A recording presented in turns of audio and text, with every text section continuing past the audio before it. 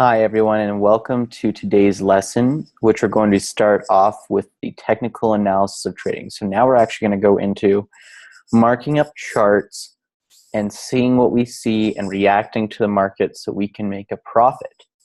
The first thing we're ever going to go over is the most basic thing ever, which is support and resistance. What support and resistance, or also known as supply and demand, is basically zones where the market has difficulty passing or cannot pass. So what I do is I usually use this rectangle, which is a thing on TradingView to use, and I basically mark out little rectangles straight across like this where those zones might be. So let's just do some things like here. Okay, doing wherever we see these spikes. And we'll notice, one thing you'll notice is it usually happens quite a few times in the market.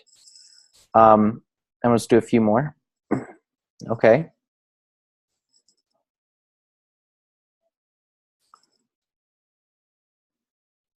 So this is quite a consistent thing to happen in the market, as we notice.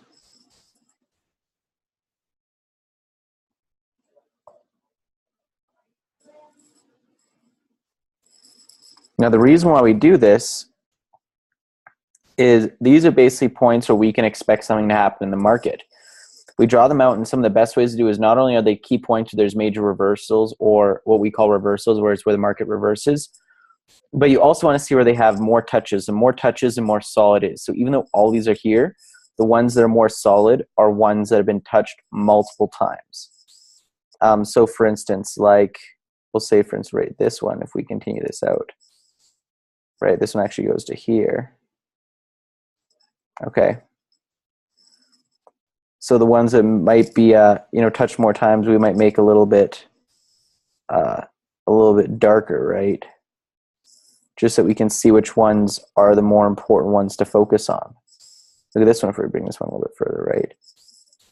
So those are the key things to do, is drawing these supply and demand support resistance, because the market usually bounce off them. So for instance, in a basic understanding of it, when it comes down here, usually I would say around, we would even draw bigger ones now that I see this, but look at here. That's 3 right there. So for us, when the market probably goes down to there, okay, we will expect it to come back up and do something like that. So that would be around our key point to enter, right? Just like here was a key point, and here is a key point. Okay.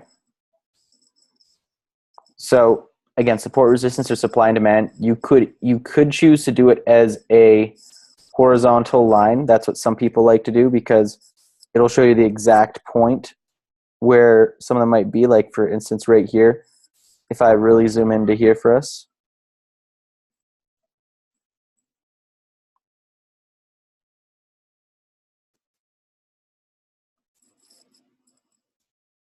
we can see this market touched here, and here on it, and didn't break it, so that's very strong.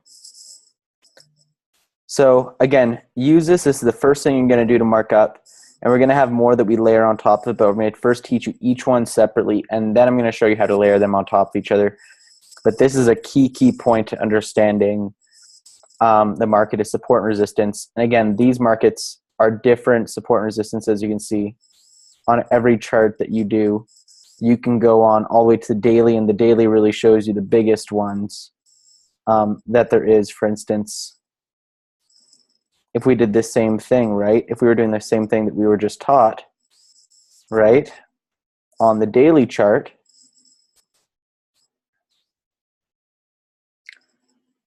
there is a big one around here, right? Doesn't look like it's going to get past that. We're going to also teach you other ways. This is the first one. There's many more ways to add to actually get more accurate with your trading. That is why, again, we had so many drawn in the first one. But stay tuned for the next lesson, where we're going to be more in-depth to how to add to your strategy and how to add to see where the market does. Because all really marking up the charts does is to see where the market's going to do things, and then be able to react to what it does so you can make profit off of it. Just like surfing a surfboard on the waves at a beach, That's what the market is, because we can't control the market. All we can control is what we do when we see the market. So if we can find out ways and know the places where we're supposed to basically jump in as a surfer, then we'll know what to do. So this is going to be the best thing to your advantage on trading, is actually seeing the market the way that you want to see it, and not predicting and just jumping in, but actually knowing, okay, now I see why it's doing it, and oh, I knew this was going to happen because of this. That's what you want. So we'll see you on the next lesson. Hope you have a good day.